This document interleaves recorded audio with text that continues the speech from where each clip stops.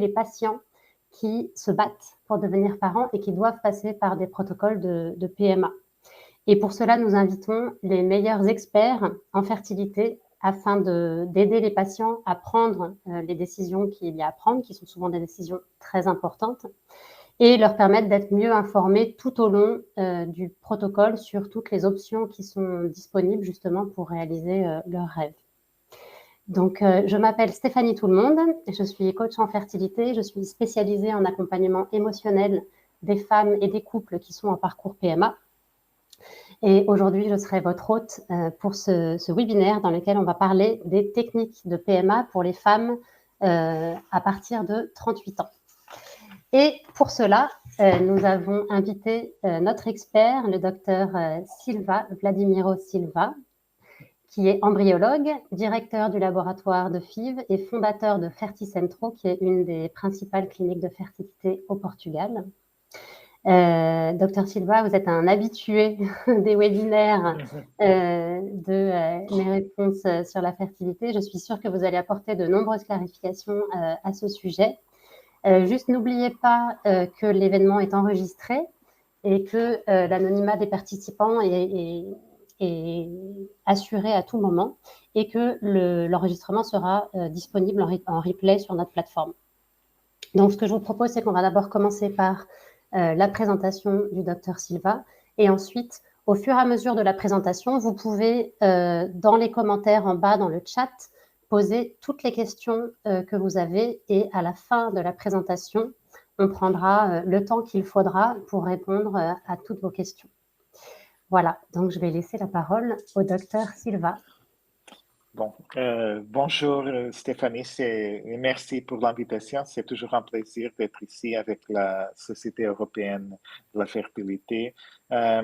Et voilà, on y va pour ce webinaire. Je vais juste partager mon écran, donc 30 secondes. Je pense que vous voyez déjà mon écran, n'est-ce pas? Oui, c'est bon. Et donc, voilà, on y va. Alors, aujourd'hui, on va parler des techniques de PMA pour les femmes en âge maternel avancé. Et bien sûr, la question que toutes les patientes posent, quelles sont les chances associées? Bon, tout d'abord, il faut préciser que l'âge maternel avancé est une tendance mondiale qui concerne des sociétés occidentales. On voit par exemple qu'en France, j'ai cherché un peu en France, aux États-Unis, en Angleterre, et on voit par exemple sur le monde, 5% des bébés ont une mère de plus de 40 ans. Aux États-Unis, plus de 100 000 Américaines ont des enfants après les 40 ans. En Angleterre, un peu la même chose. Et donc, on voit que c'est un concerne partout. J'ai pris aussi un peu de statistiques, par exemple, sur la France. Et c'est curieux qu'on voit dans le graphique du côté gauche, par exemple, que c'est le nombre de bébés dont la mère a plus de 40 ans. Et donc, on voit qu'initialement, c'était un pourcentage élevé. Ça a commencé à diminuer jusqu'aux années 80 et ensuite, ça a remonté. Qu'est-ce qui se passe? Bon, la réponse est dans le graphique du côté droite. On voit que initialement, dans les années 60, les enfants qui nés après les 40 ans de sa mère étaient essentiellement 76% des troisièmes naissances ou plus, lorsque actuellement ce sont essentiellement des premières naissances. C'est-à-dire que ça, c'est une conséquence du fait que les femmes plus en plus décalent la maternité, ou par exemple, si elles ont son premier enfant un peu plus tard, le deuxième sera encore plus tard, et donc ça, c'est l'effet. Donc, on a passé d'une réalité dans laquelle les enfants nés pour les femmes plus âgées étaient les troisièmes, le quatrième, etc., pour une situation dans laquelle les femmes commencent à avoir des enfants ou son deuxième enfant dans un âge plus avancé. C'est ce qui se passe dans 50% des cas à peu près. Mais bon, ça arrive quand même. On voit par exemple même sur des personnes plus fameuses, on voit Uma Thurman, Salma Hayek, Mariah Carey, Nicole Kidman, Meryl Streep, Brooke Shields, etc., Céline Dion. Toutes ces femmes ont une chose en commun, c'est le fait qu'elles ont ces enfants après l'âge de 40 ans et il y a des cas où c'était bien après les 40 ans. Mais bon, peut se demander quelle est la question, quel est le problème associé à avoir un enfant plus tard. Et dans ce cas, après les 38 ans, c'est le thème de notre webinaire aujourd'hui. Et on voit ici, c'est la réponse. Ces graphiques, ce sont des statistiques sur la reproduction naturelle. Et on voit que pour les femmes, ici, en violette, on voit qu'à partir de l'âge 34 ans, la fertilité féminine commence à diminuer. Ça descend presque à zéro à partir des 45 ans, lorsque le risque d'avoir une fausse couche augmente énormément, surtout, bien sûr, à partir des 34-35 ans. Et donc, ça, c'est le problème. Et donc, quand nous sommes à 38 ans, nous sommes exactement, bon, un peu avant que la probabilité d'avoir une fausse couche soit supérieure à la probabilité d'avoir un enfant.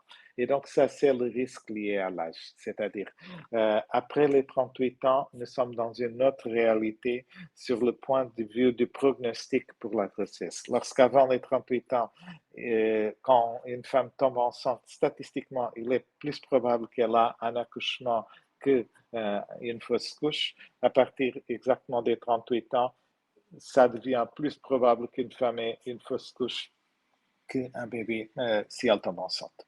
Et pourquoi est-ce que ça arrive? Bon, ça c'est lié au fait qu'un pourcentage très élevé d'embryons des ovocytes et des embryons qui sont formés à partir de ces ovocytes sont des euh, anéuploïdes. Qu'est-ce que ça veut dire? Ils portent des anomalies chromosomiques numériques. On voit par exemple dans le graphique du côté gauche que parmi plus de 20 000 embryons testés, la probabilité que l'embryon soit normal, c'est-à-dire euploïde, était bien sûr à 60% à l'âge de 35 ans, parce que par exemple à l'âge de 38 ans, c'était déjà à peu près sur 40%, et bien sûr avec l'avancée, quand l'âge avance, ça devient moins en moins probable. Du même côté, du côté droit, on voit la probabilité d'avoir au moins un embryon viable. Okay? On voit que jusqu'à l'âge de 35 ans, ça c'est stable. Il n'y a pas de différence significative lorsque, à partir des 35 ans, ça commence à chuter. Et on voit qu'ici, aux 38 ans, nous sommes déjà dans la phase descendante de la curve. On voit la même chose d'une autre manière. Ici, du côté gauche, la relation entre l'âge maternel et la probabilité que l'ovocyte soit normal. Et donc, on voit en rouge donc la probabilité de naissance, en bleu la probabilité que l'ovocyte porte des anomalies et aussi la probabilité d'avoir une fausse couche. Et donc, on voit qu'il y a une relation très directe entre la probabilité d'avoir une fausse couche et la probabilité que l'ovocyte soit génétiquement anormal. Et bien sûr, si ces deux probabilités augmentent, la probabilité d'avoir une naissance, c'est-à-dire un bébé en bonne santé, diminue et bien sûr, les 38 ans sont ici. Okay. C'est le moment où les choses deviennent différentes. Il y a la barrière des 35 ans, c'est à partir de cet âge que les chances diminuent. À partir des 38 ans, il y a cette transition et ça commence à être significativement pire. Quel est le risque? Bien sûr, qu'est-ce que c'est ça, les altérations chromosomiques numériques, c'est-à-dire des anéuploïdies? La plus fameuse, sont des trisomies. Par exemple, la probabilité qu'un bébé porte une trisomie en fonction de l'âge, on voit que ça augmente à partir de 34 ans, lorsqu'à partir de 38 ans, ça augmente exponentiellement. Les 38 ans sont ici. C'est l'âge à partir de laquelle tout devient significativement plus compliqué. Et en même temps, ici, on voit que la tendance d'avoir des enfants à chaque fois plus tard, et on voit que dans les années 1970, l'âge moyen des femmes pour avoir un enfant était à 26 ans. 2014, c'était déjà à 30 ans et actuellement, c'est un peu de 31 à 32 ans, dépendant du pays où nous sommes. Donc, bien sûr, nous commençons cet âge moyen de la femme à la naissance d'un enfant commence à augmenter et ça c'est dangereux parce que le risque de trisomie augmente aussi avec l'âge. Mais bon, nous sommes ici parce que probablement il y a des personnes entre vous qui ont plus de 38 ans et qui ont l'envie d'avoir un enfant et ça c'est totalement respectable, c'est quelque chose qu'on voit tous les jours et c'est exactement par cette raison que nous sommes ici pour vous aider. Donc, si vous avez plus de 38 ans et vous désirez d'avoir un enfant, il faut que nous nous parlions, c'est-à-dire chercher de l'aide professionnelle. C'est pas la peine d'essayer sans le soutien d'une clinique, d'un médecin spécialisé dans le traitement de l'infertilité. Au moins, parler avec votre gynécologue, votre généraliste, parce que ça, c'est extrêmement important d'être bien conseillé dans ce sens. Comment est-ce que nous préparons ce processus? Nous commençons pour évaluer les risques de la grossesse. Bien sûr, on sait qu'à partir d'une certaine, avec l'âge, le risque d'avoir des complications, soit avec la mère, soit avec l'enfant, augmente significativement. Et donc, il faut l'évaluer soigneusement. Est-ce que le risque est acceptable? Est-il possible d'avoir une grossesse sans souci pour la patiente et le bébé? Bon, ça c'est la première chose, c'est en fait l'un des facteurs les plus importants. Heureusement que pour la grande majorité des femmes, la réponse est favorable. Et bien sûr, nous habitons, je parle essentiellement des pays européens, on voit qu'avec des soins de santé de bonne qualité, il est possible d'assurer un bon suivi de la grossesse et de contrôler une grande partie, une portion très significative des facteurs de risque. Ensuite, on va évaluer la réserve ovarienne pour voir est-ce qu'on peut travailler avec les ovocytes de patiente. Est-ce que la patiente a des ovocytes congelés dans un âge plus précoce? Serons-nous obligés à faire un don d'ovocytes? Peut-être le diagnostic préimplantatoire pour vérifier si les embryons sont porteurs d'anomalies. On va parler de tout ça. Et bien sûr, les conditions d'implantation, l'intégrité de l'utérus, la réceptivité utérine, le microbiome, l'environnement immunitaire, enfin, il y a pas mal de tests qui peuvent être faits. Je n'irai pas parler de ça. En fait, j'ai fait un autre webinaire sur ce sujet parce que ce sont des questions extrêmement complexes et qui nous donneront, j'aurais besoin d'une autre heure pour parler, même que très rapidement sur tous ces sujets. Bon, qu'est-ce que c'est ça la réserve ovarienne? Très rapidement, la réserve ovarienne est composée par 3 paramètres. Des hormones, l'hormone FSH et l'hormone antimillérienne, et un paramètre échographique qui est le comptage de follicules en trop. Donc, par rapport à l'hormone FSH, c'est une hormone qui est produite par une partie du cerveau qui s'appelle glande pituitaire ou hypophyse. Cette hormone va stimuler les ovaires à développer des follicules ovariens et lors du développement de ces follicules, il y a une production d'estrogène et le cerveau va détecter l'estrogène et va balancer la production d'FSH en fonction de la quantité d'estrogène en circulation. Donc, ça signifie que quand l'ovaire ne répond pas, le cerveau va augmenter la quantité d'FSH qui est produite. Et comme ça, les femmes qui ont une réserve ovarienne plus basse ont un niveau de FSH plus élevé. Et on voit qu'en fait, il y a une relation directe entre le niveau d'FSH et la probabilité d'avoir une grossesse pour tout groupe d'âge. Par exemple, dans ce graphique du côté gauche, on voit que, par exemple, l'idéal, c'est que l'FSH soit inférieur à 15. Et on voit par exemple que pour une FSH de 9 à 10, ce qui est déjà un mauvais pronostic, la probabilité d'avoir un enfant à l'âge de 30 ans, avec ces niveaux d'FSH, est quand même supérieure à la probabilité d'avoir un enfant pour une FSH idéale, par exemple 3 à 6, pour une femme plus âgée. OK? Donc, il faut penser aux deux choses, âge de la patiente, niveau d'FSH, mais sans doute que le niveau d'FSH est un des facteurs les plus importants. On voit la même chose du graphique du côté droit. L'FSH diminue fortement avec l'avancée de l'âge. La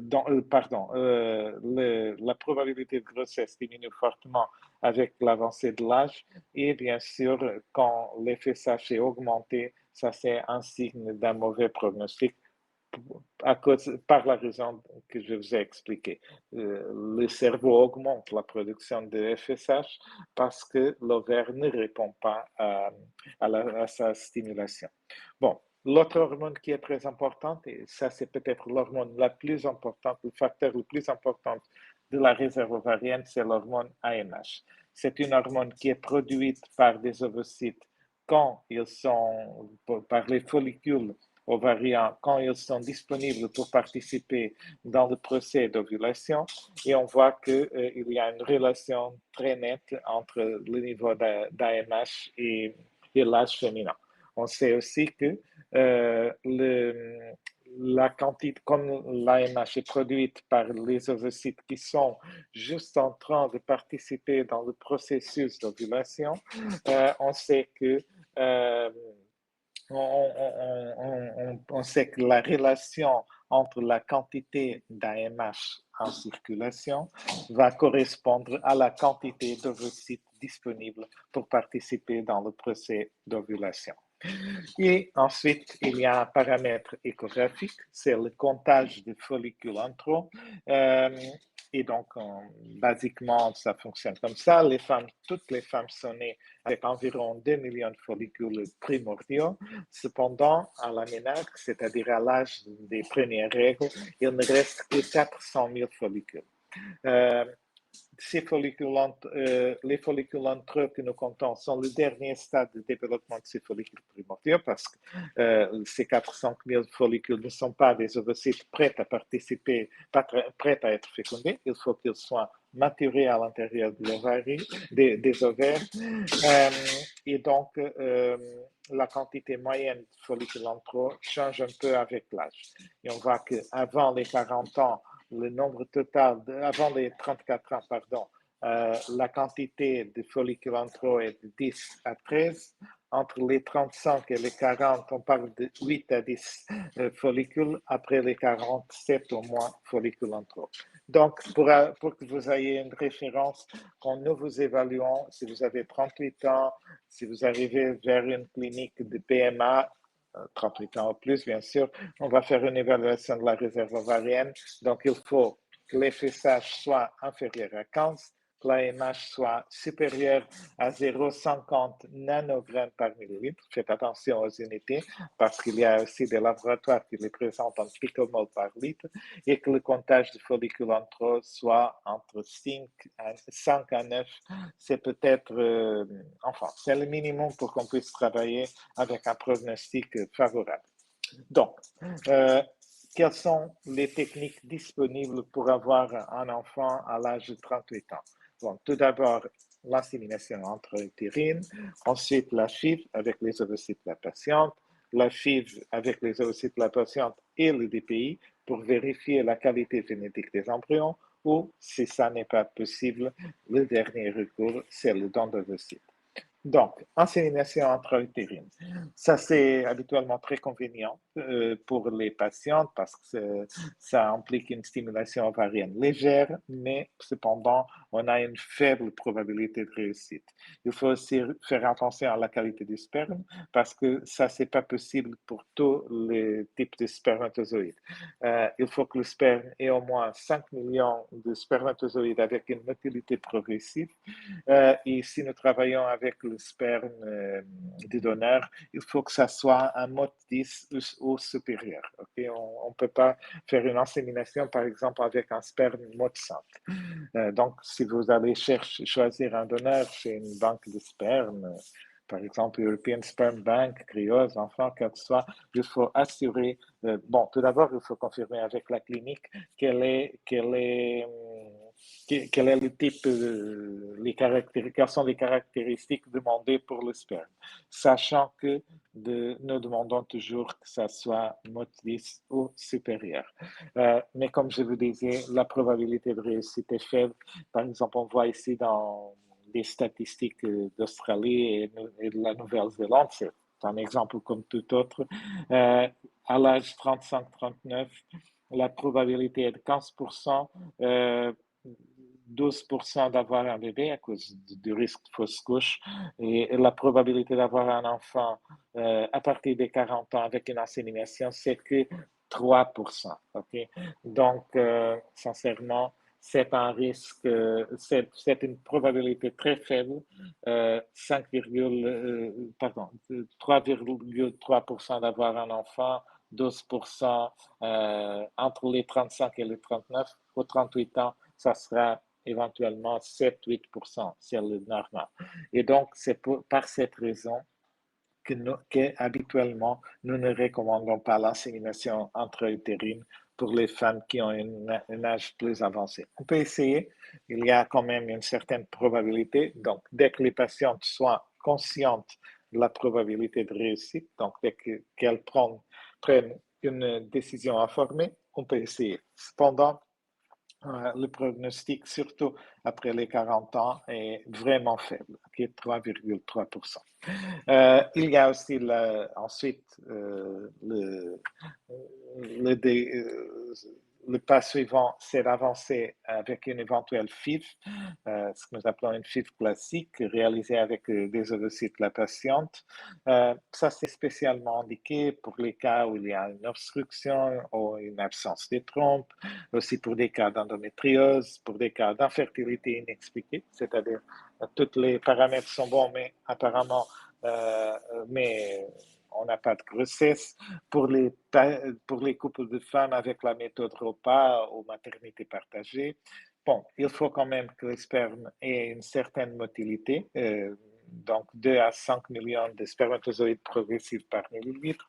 Si la qualité du sperme est inférieure à ça, il faut penser à l'ICSI. Si nous travaillons avec le sperme congelé, habituellement, nous préférons aussi l'ICSI. Qu'est-ce que c'est la FIV? Bon, en fait, il y a une phase initiale, 15 jours de stimulation des ovariennes avec des injections, recueil des ovocytes directement à partir des ovaires.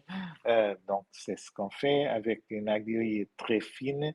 On fait la fécondation des ovocytes au laboratoire. On va obtenir des embryons et à partir de 5-6 jours, nous transférons avec un cathéter très fin l'embryon vers l'utérus. Nous plaçons l'embryon, on met les embryons exactement au centre du fond de l'utérus pour que se puisse implanter et donner lieu à une grossesse. Une fois fait ce type de transfert embryonnaire, il faut attendre environ 12 jours pour avoir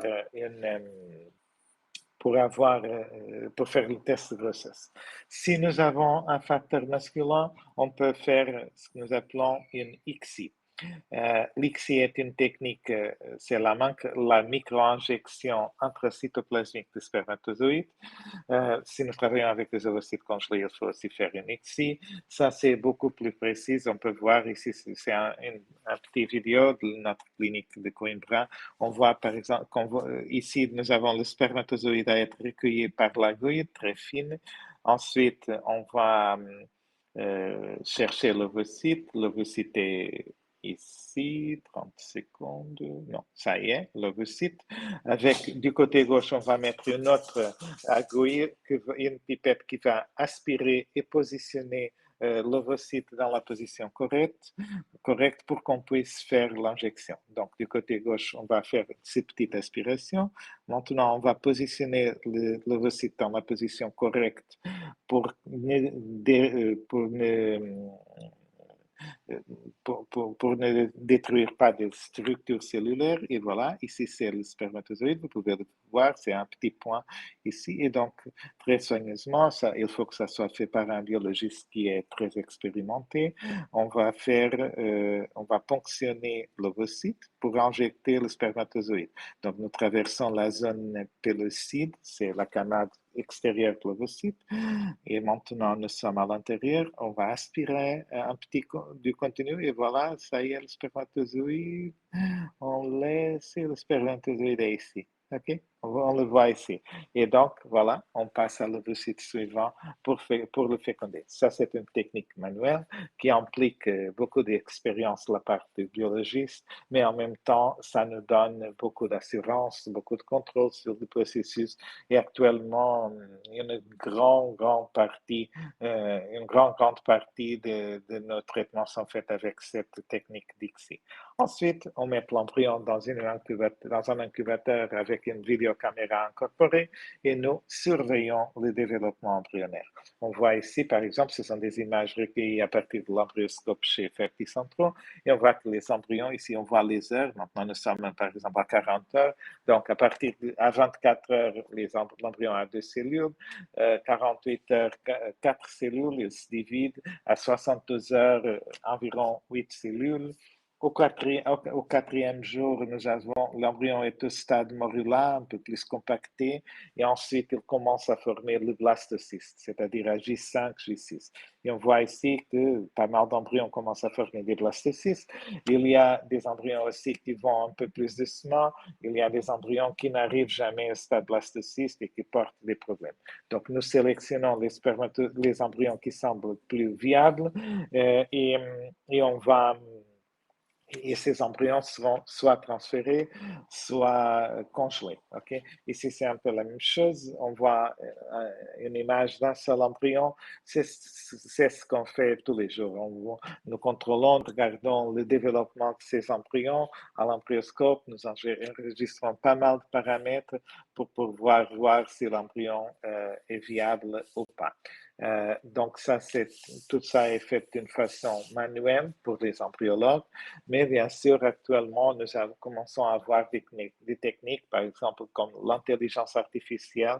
Voilà ici le nombre d'heures qui sont passées. Comme l'intelligence artificielle qui nous aide à identifier quels sont les embryons qui ont une meilleure probabilité de grossesse. Par exemple, chez Ferticentro, nous avons le système de AIVF. Par exemple, ceci est un exemple d'un embryon avec un très bon pronostic. Nous sommes encore au début de l'utilisation de ces techniques, mais ça semble très prometteur, comme tout, avec l'intelligence artificielle. Nous utilisons aussi le IDA-SCAR qui est fait par un autre laboratoire. Je ne vais pas parler de ça. Mais bon, cependant, bien qu'on puisse faire des inséminations, on puisse faire aussi des filtres, on voit que les statistiques ne sont pas tellement favorables. On voit que exactement à partir de l'âge de 38 ans, les probabilités de grossesse deviennent moins en moins faibles et bien sûr, nous sommes presque à zéro à partir d'un certain âge. Et pourquoi est-ce que ça arrive? Par la raison que j'ai expliquée au début de cette présentation. On voit ici, par exemple, cette statistique que exactement à partir de 38 ans, 60% des embryons sont en fait dans le groupe 38-40, 64% des embryons ont une probabilité d'être porteurs des anomalies. Et donc, c'est pour ça qu'à partir de l'âge de 39 ans, nous recommandons la réalisation du DPI, diagnostic génétique préimplantatoire, pour le dépistage d'aneuploïdies. Donc, ça, c'est l'acronyme anglais, Pre-Implantation Genetic Testing for Aneuploidies. Donc, c'est pour cette raison que nous faisons le DPI pour identifier les embryons qui sont porteurs des anomalies et ne faire le transfert que de ces embryons. Bien sûr, on voit que quand nous transférons des embryons testés pour tout groupe d'âge, 35, 36, 38, etc., ce sont les barres en gris, on voit que la probabilité de réussite reste pareille, lorsque dans une population qui ne soit pas testée, la probabilité de grossesse va diminuer avec l'âge. Pourquoi est-ce que ça arrive? Ça n'est pas parce que le DPI va améliorer la qualité embryonnaire, Non, pas du tout. Le DPI va tout simplement nous dire quels sont les embryons viables, quels sont les embryons plus viables, et ça va nous aider à prendre des décisions parce que si on fait le DPI et on arrive à voir que tous les embryons sont porteurs d'anomalies, il faut peut-être penser au don d'ovocytes. Par contre, si les embryons sont viables et nous n'avons pas de grossesse, peut-être que le problème est plutôt du côté de l'endomètre, de l'utérus, et donc il faut faire des études supplémentaires à ce niveau-là. Donc, c'est pour ça que donc, le DPI, c'est un outil qui nous aide à penser, qui nous aide à prendre des décisions informées, et c'est pour ça que nous le recommandons à partir de 39 ans, c'est-à-dire quand nous avons une probabilité significativement élevée d'avoir un problème. C'est aussi à partir de, c'est indiqué quand nous avons au moins 3 échecs d'implantation après des transferts embryonnaires, ou par exemple si nous avons déjà 2 fausses couches, parce qu'une fausse couche, ça peut arriver, 2 fausses couches, c'est déjà un signe, un indicateur pour faire le DPI. OK? Bon, bien sûr, si nous n'avons pas un nombre suffisant d'ovocytes, on peut faire le cumul ovocytaire, c'est-à-dire plus qu'une stimulation pour garder des ovocytes et augmenter la probabilité d'avoir un ovocyte viable, donc un embryon viable. Donc ça, c'est une stratégie que nous utilisons avec pas mal de patientes. Mais sinon, si ça ne marche pas, parce qu'en fait, comme je disais, le DPI n'est pas capable de transformer des embryons de mauvaise qualité dans des embryons de bonne qualité. Et donc, si ça arrive, la seule solution, c'est de faire recours aux dons d'ovocytes. Pourquoi? Bon, tout d'abord parce que ça marche et souvent, ça c'est la seule probabilité, la seule possibilité pour avoir un enfant. On voit ici, par exemple, dans ce graphique, que pour la probabilité de grossesse avec le don d'ovocytes est stable pour tout groupe d'âge, lorsque la probabilité de grossesse avec les ovocytes de la femme va diminuer à partir des 34-35 ans, et bien sûr, à partir des 38 ans, c'est quand ça diminue fortement. Euh, Au Portugal, les données sont non anonymes, c'est-à-dire les enfants nés d'un don d'ovocytes ont un droit d'accès aux origines. Les traitements sont faits d'une façon très transparente, limitée, bien contrôlée, sous soutien psychologique. Le Portugal est l'un des seuls pays où il y a un contrôle effectif du nombre de dons par donneuse, parce qu'il y a des pays où il y a des règles contrôlant le nombre de dons par donneuse, mais ensuite, il n'y a pas un contrôle de la part de l'autorité nationale de reproduction assistée. Au Portugal, ce n'est pas comme ça. Nous sommes obligés à avoir un code de don pour pouvoir avancer avec un don d'ovocyte. Et bien sûr, si ce code de don est associé au numéro de la carte d'identité de la donneuse ou à son numéro de passeport, et si elle a déjà surpassé la limite légale de don, on n'a pas le droit de faire une stimulation à cette donneuse. Donc, il y a un contrôle réel, effectif. Aucune donneuse peut donner plus que 4 fois au Portugal. C'est impossible de le faire. Et bien sûr, il faut que les traitements soient abordables et accessibles pour tous les patients qui ont besoin de ça. Il faut une petite référence à la question de l'anonymat des donneuses.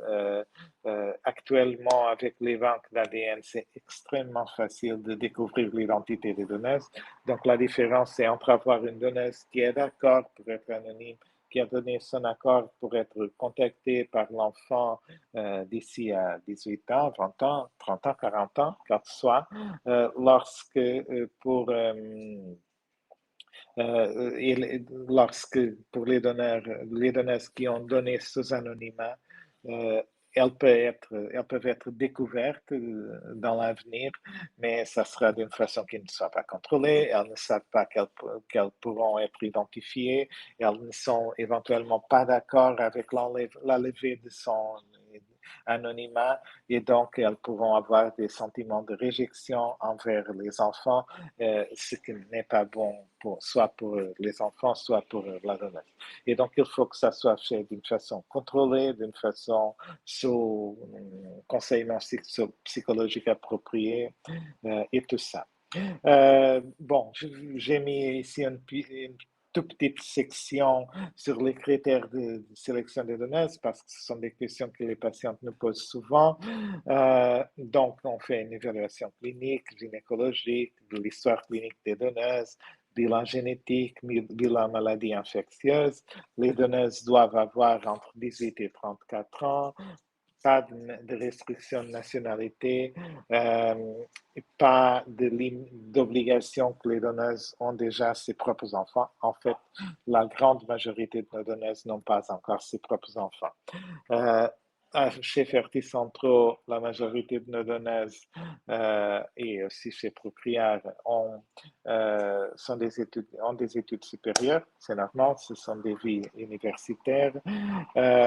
Et bien sûr, l'altruisme est obligatoire. Il y a un dédommagement fixé dans la loi. C'est la même chose pour toutes les cliniques publiques et privées. Actuellement, c'est 961 € pour chaque don.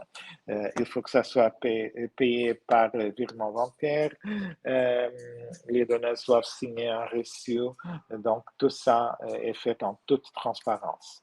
Ensuite, nous partageons avec nos patientes des profils. Nous avons soit le profil basique, seulement avec les caractéristiques physiques de la donneuse et les résultats des examens de santé, mais nous avons aussi des profils détaillés avec 7, 8, 9 pages d'informations sur la donneuse, son niveau d'études, caractéristiques de personnalité, enfin, un message pour les patientes, des curiosités sur sa personnalité, etc.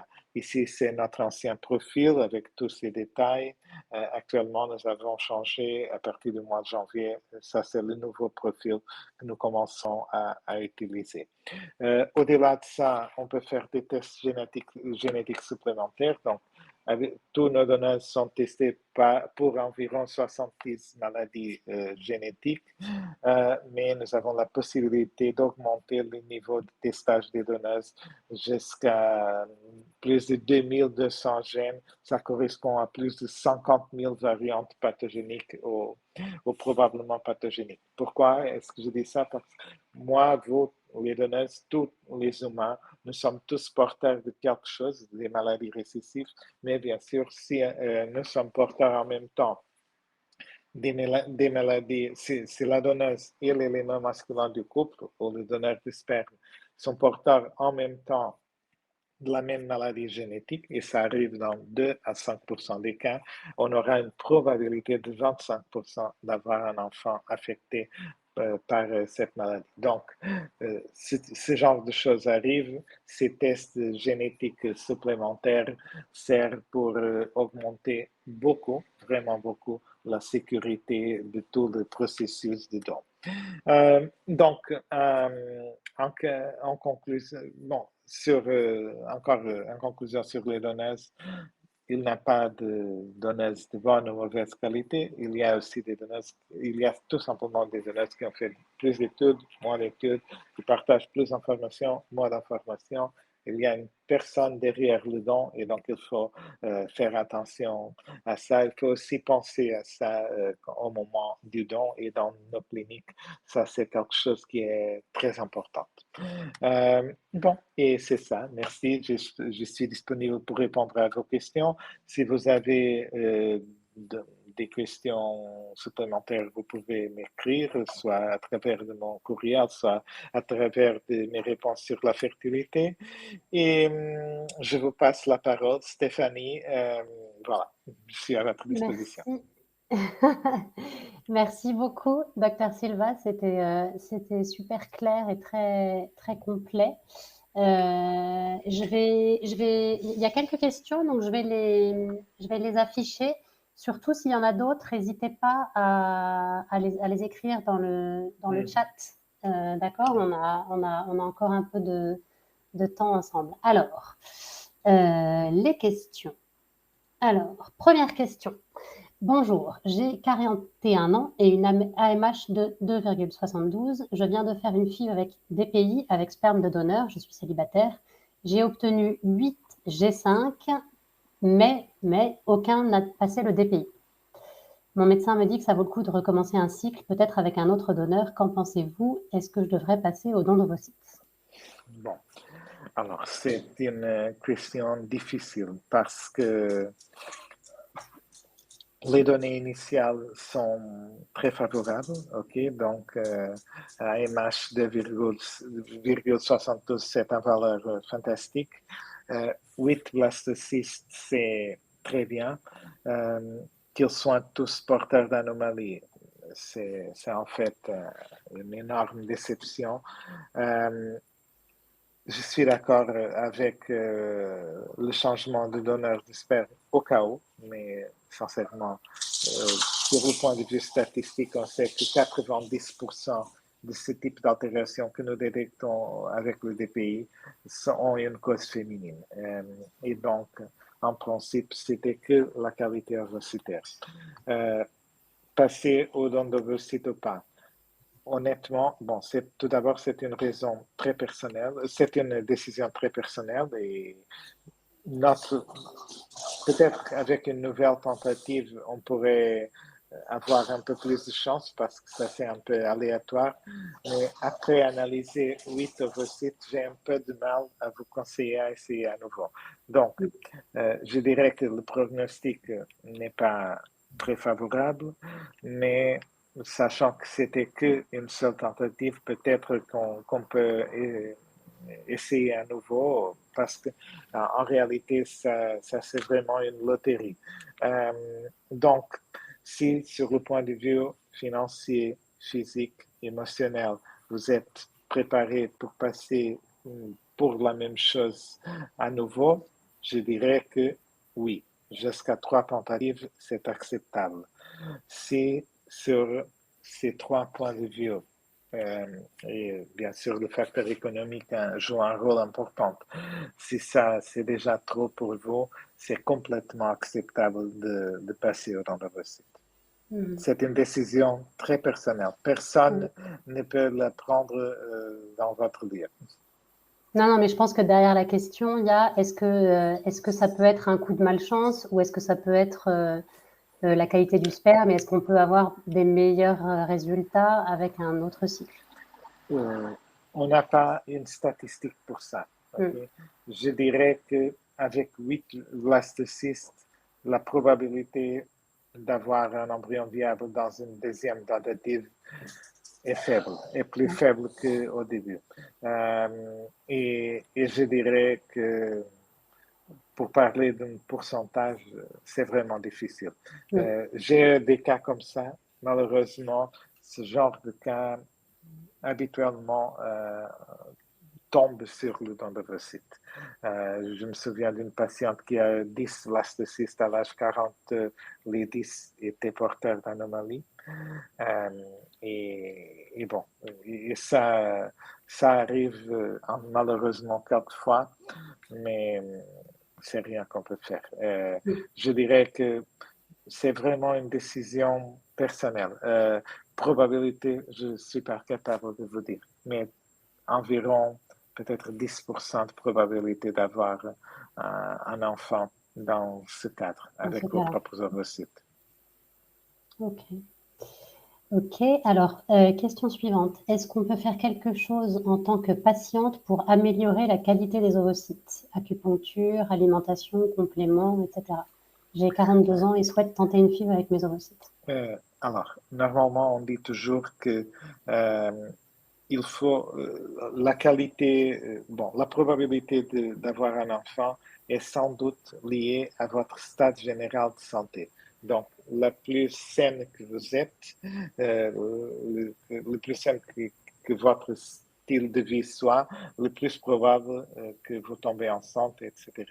Cependant, si le problème est au niveau de la réserve ovarienne, les effets de l'acupuncture, de la nourriture, des compléments sont toujours limités. Okay? Donc, on peut faire tout ça pour mettre le plus de chances de votre côté.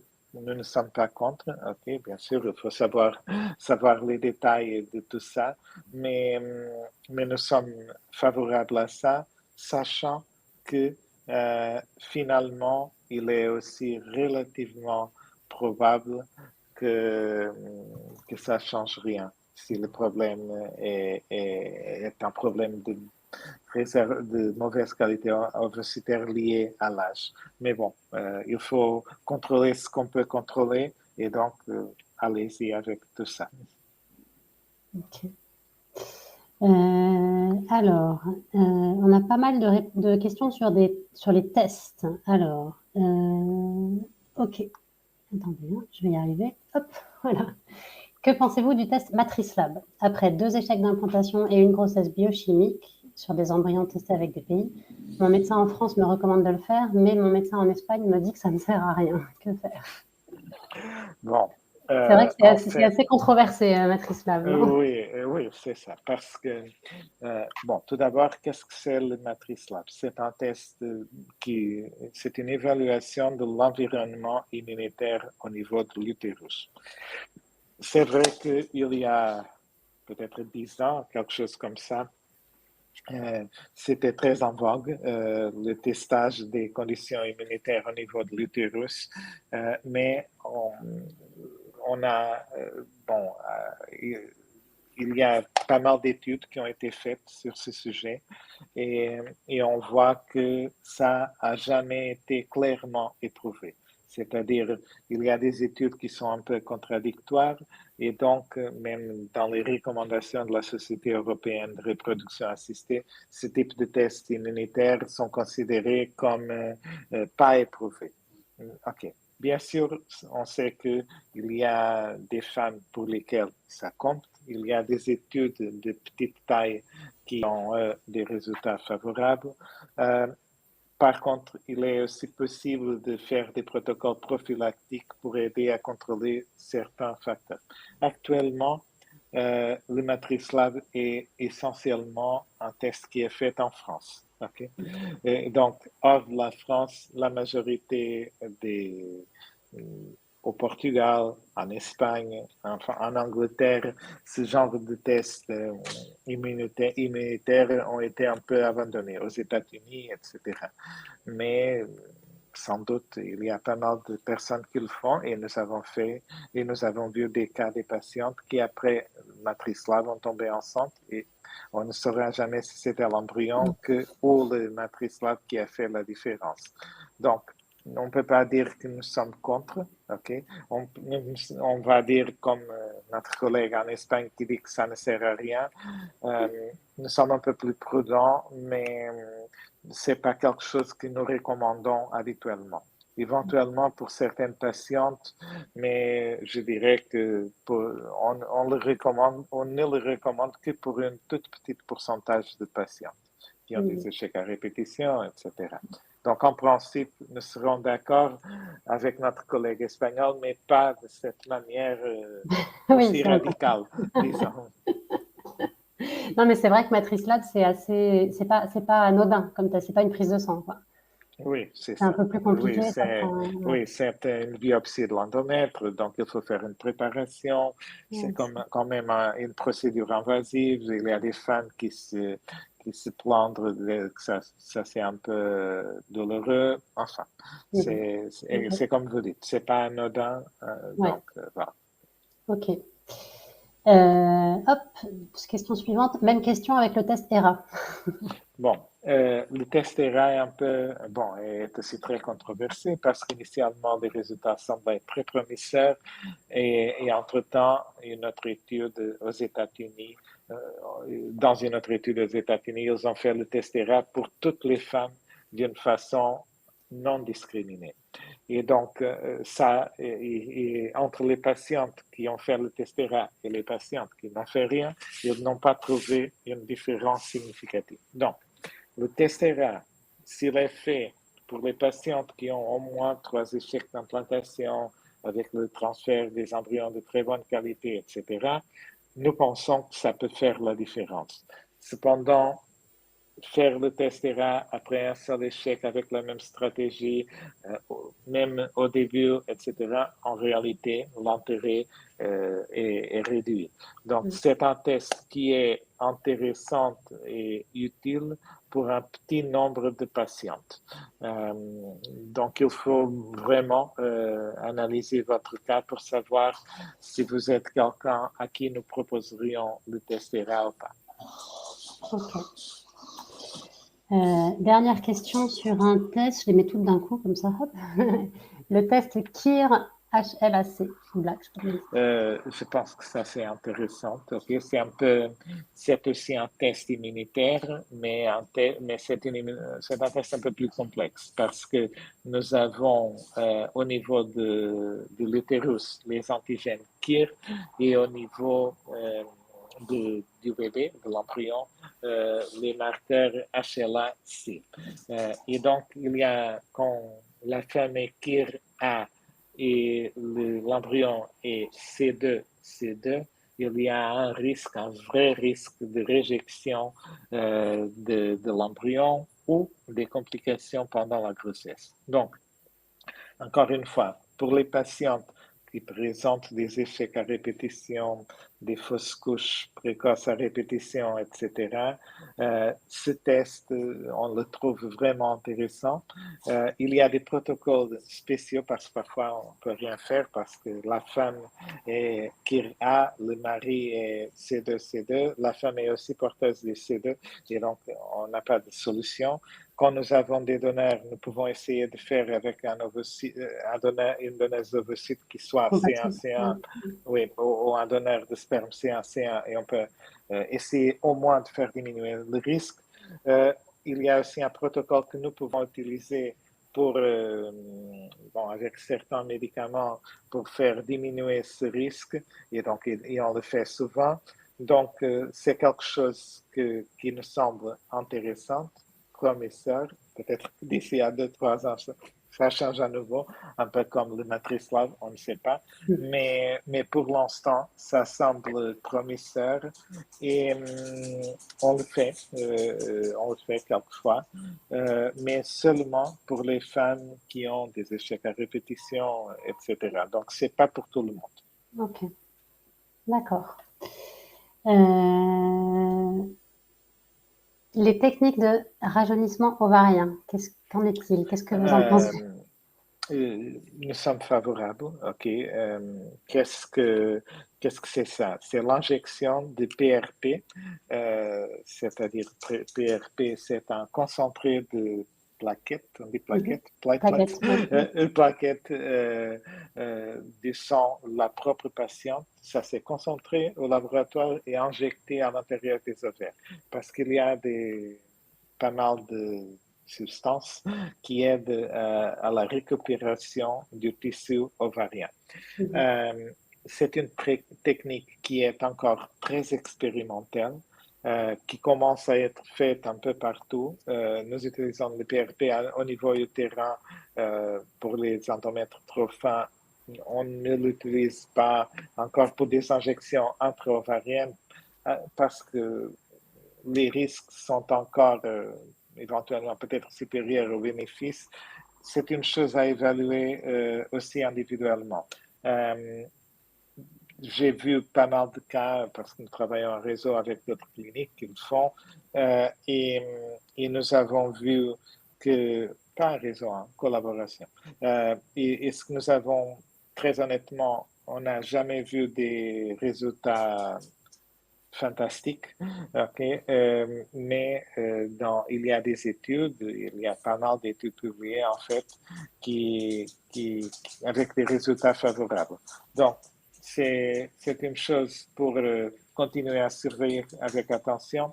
Si vous êtes dans la phase de désespération, c'est-à-dire si vos ovaires ne répondent pas, si vous êtes au moment où vous dites, bon, je vais passer au don de vos sites, mais j'ai vraiment du mal, je ne suis pas en paix avec cette décision, je dirais, vous pouvez essayer ça. Si par contre, vous souhaitez tout simplement avoir une famille et continuer, il faut, essayer ça, sachant qu'il est beaucoup plus probable que ça ne marche pas que le contraire. Okay?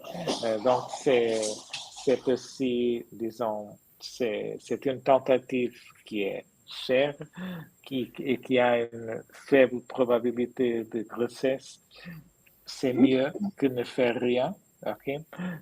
Mais en même temps, si vous me demandez un conseil, quelle est l'approche la plus réaliste, je dirais le don d'ovocytes.